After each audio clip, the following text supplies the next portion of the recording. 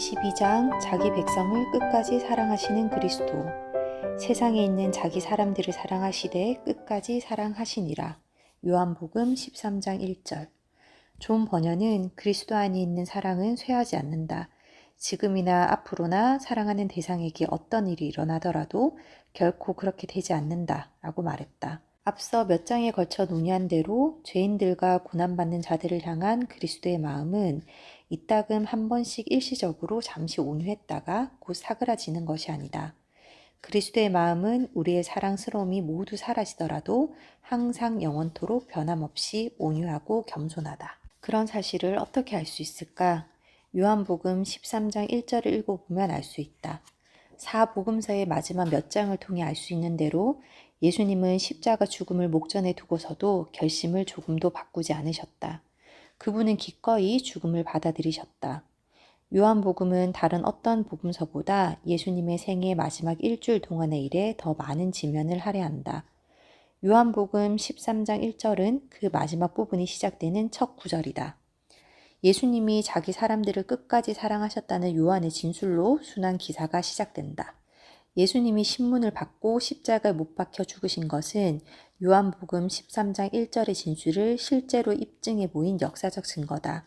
우리는 다른 사람들을 희생적으로 사랑할 때도 우리 자신의 모든 것을 다 내주지는 않는 경향이 있지만 예수님은 자기를 위한 것을 조금도 남겨두지 않고 온전히 내주셨다. 이것이 요한복음 13장 1절의 요점이다. 그분의 사랑은 우리의 사랑과는 다르다.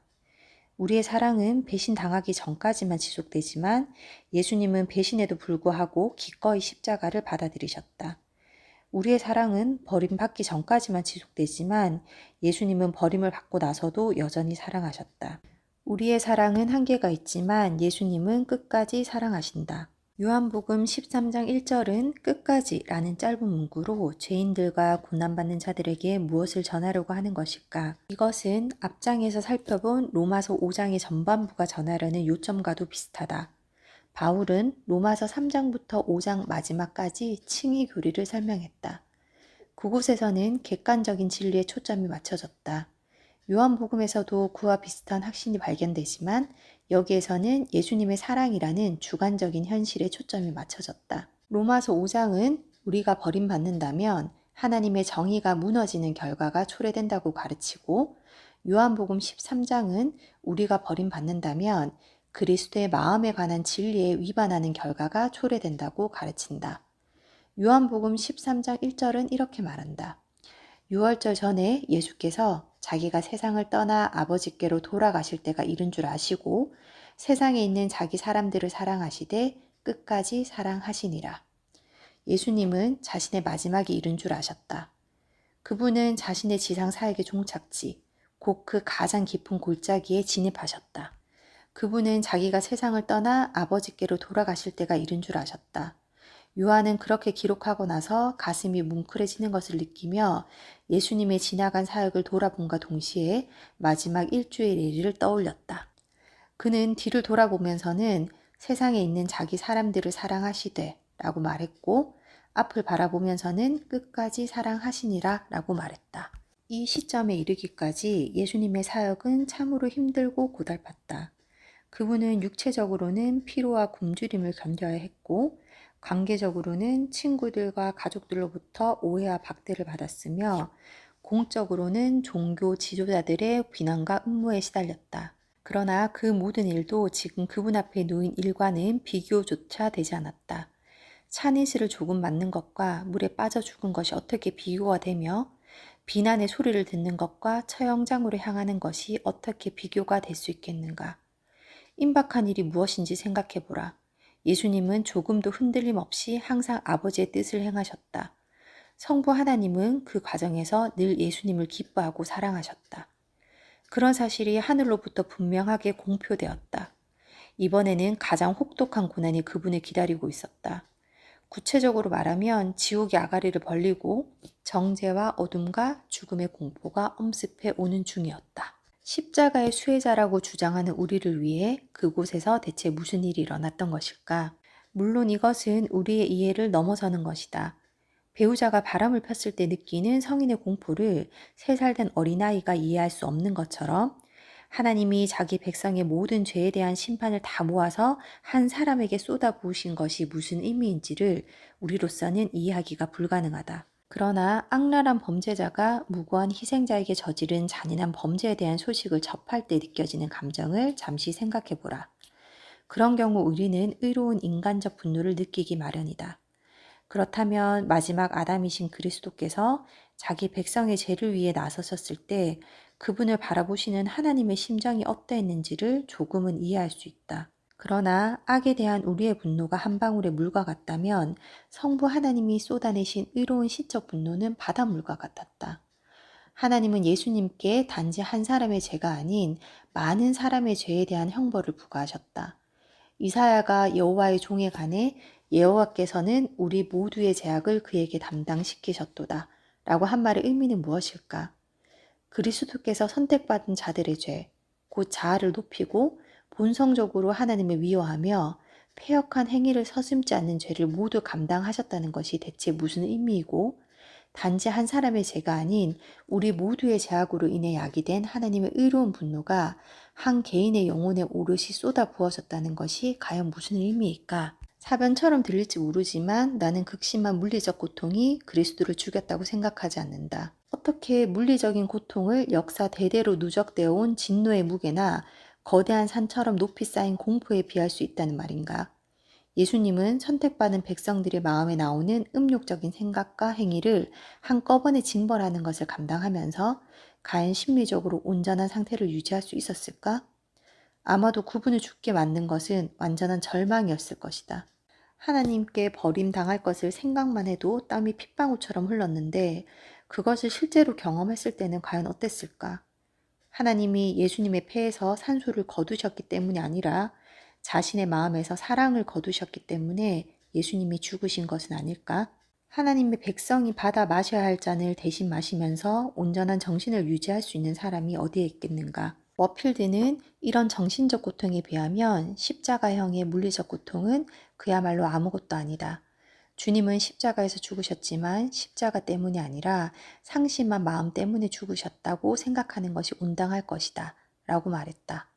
그리스도께서 마음으로 느끼신 고통은 그분의 육체가 버틸 수 있는 한계를 훨씬 넘어섰다. 신약 성경 학자 리처드 보캄은 시편 22편 1절 내 하나님이여 내 하나님이여 어찌 나를 버리셨나이까 는 본래 히브리어로 기록되었지만 예수님은 아람어로 외치심으로써 그 말씀을 개인적으로 전유하셨다고 말했다. 예수님은 1000년 전의 다윗의 경험을 편리한 병행적 표현으로 되풀이하지 않으셨다. 1000년을 지나며 시편 22편 1절을 부르짖어온 모든 사람의 고뇌가 예수님 안에서 압축되고 완료되고 더 깊어졌다.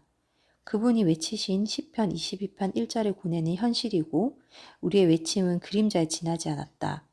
하나님의 백성인 우리가 느끼는 버림받았다는 감정이 갈보리의 두려운 고뇌의 순간에 실제적인 현실이 되어 한 개인의 마음을 휩쓸고 지나갔다. 과연 누가 그런 현실을 견딜 수 있겠는가? 그런 상황에서 울부짖다가 숨이 넘어가지 않을 사람이 누가 있겠는가?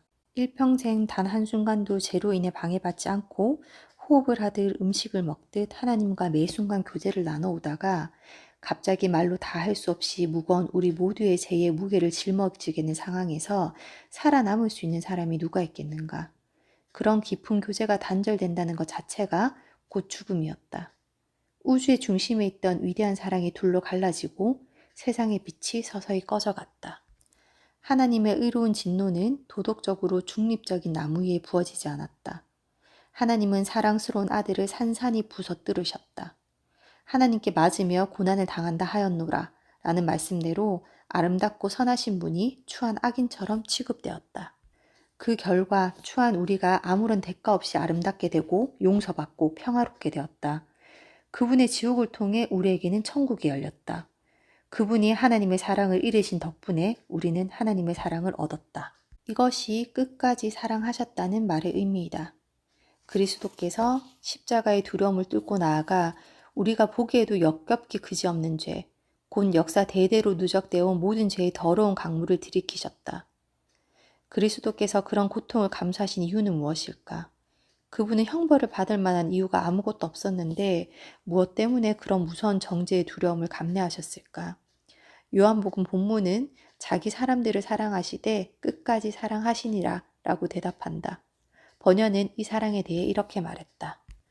동등한 자들끼리 서로 사랑하거나 우월한 자가 사랑을 받는 것이 일반적이다. 그러나 만왕의 왕이요 하나님의 아들이신 예수 그리스도께서 인간을 사랑하셨다. 참으로 놀라운 일이다. 그분이 사랑의 대상으로 삼으신 인간이 성경이 여기저기에 묘사된 대로 그토록 비천하고 야비하고 비열하고 무가치하고 하찮은 것을 생각하면 더더욱 놀라기 그지없다. 그리스도께서는 영광이 왕이신 하나님으로 불리신다. 그러나 그분이 사랑하신 사람들은 범법자, 죄인, 원수, 먼지, 재, 벼룩, 벌레, 그림자, 안개, 더러운 자, 죄악된 자, 사악한 자, 불경건한 우매자, 미치광이들로 불린다. 그러니 어찌 놀라워하지 않고 감격스러워하지 않을 수 있겠는가? 우리 같으면 그런 자에게 눈길이나 주겠는가? 그러나 그리스도께서는 우리에게 마음을 주셨다. 그리스도에게 사랑은 존재의 본질적 요소다. 하나님은 사랑이시다. 그리스도께서는 하나님이시다. 따라서 그리스도는 사랑이시다. 그분은 본성적으로 사랑하신다. 사랑하지 않는 하나님은 존재할 수 없다. 그리스도의 사랑은 사랑하는 대상의 아름다움을 요구하지 않는다. 그 사랑은 아무 것에도 의존하지 않고 본성에서 저절로 흘러나온다.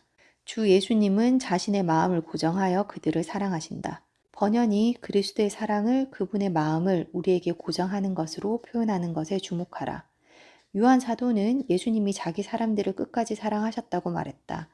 그 말은 휘장을 걷어내 예수님의 참된 실체를 깊이 들여다볼 수 있게 해준다. 자기 사람들을 향한 그분의 마음은 빠르게 날아와서 곧 땅에 떨어지는 화살이나 문을 박차고 신속하게 뛰어나가서는 차츰 느려지다가 비틀거리는 사람들과 같지 않다. 그분의 마음은 시간이 지날수록 추진력이 더해가는 눈사태나 갈수록 사납게 퍼져나가는 들불과 같다. 물론 그리스도께서 무분별하게 아무나 다 사랑하신다는 말은 아니다. 본문은 자기 사람들을 사랑하시되 끝까지 사랑하시니라 라고 말한다. 자기 사람은 요한복음에서 그리스도의 참된 제자들, 곧 하나님의 자녀들을 가리키는 용어로 사용되었다. 예를 들어 예수님은 요한복음 10장에서 제자들을 자신의 양으로 일컬으며 자기 양의 이름을 각각 부른다고 말씀하셨다.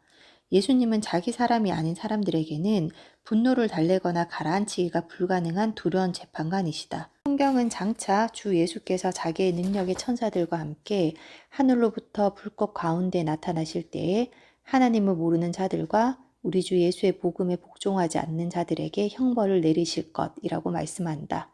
그리스도께 속하지 않은 자들은 영원한 멸망의 형벌을 받을 것이다. 그러나 예수님은 자기 사람들을 위해 친히 그 형벌을 감당하셨다.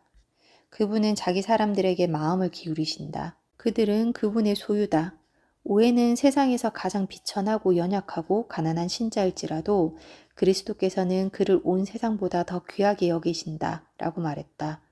그리스도께서는 자기 사람들을 죽기까지 사랑하셨다. 이것은 당신에게 어떤 의미일까? 첫째, 이것은 당신의 미래가 안전하다는 뜻이다. 당신이 그분의 소유라면 천국과 구원을 반드시 얻게 될 것이다. 왜냐하면 당신이 그리스도의 소유가 아닌 것으로 될 가능성은 절대로 없기 때문이다. 그분이 친히 당신을 자기의 소유로 삼으셨다. 당신은 그분의 손에서 꿈틀대며 빠져나올 수가 없다. 둘째, 이것은 그리스도께서 당신을 끝까지 사랑하신다는 뜻이다. 당신의 미래는 그리스도의 죽음 덕분에 더할 나위 없이 안전하고 당신의 현재도 그분의 마음속에서 안전하게 보장되어 있다. 그리스도께서 당신을 끝까지 사랑하시는 이유는 그렇게 하지 않고서는 못 견디시기 때문이다. 수틀리면 철회하거나 결벌하는 일은 절대로 없다. 그분은 끝까지 곧 그들의 삶이 다하고 그들의 죄가 그치고 그들의 유혹이 멈추고 그들의 두려움이 온전히 사라질 때까지 사랑하신다.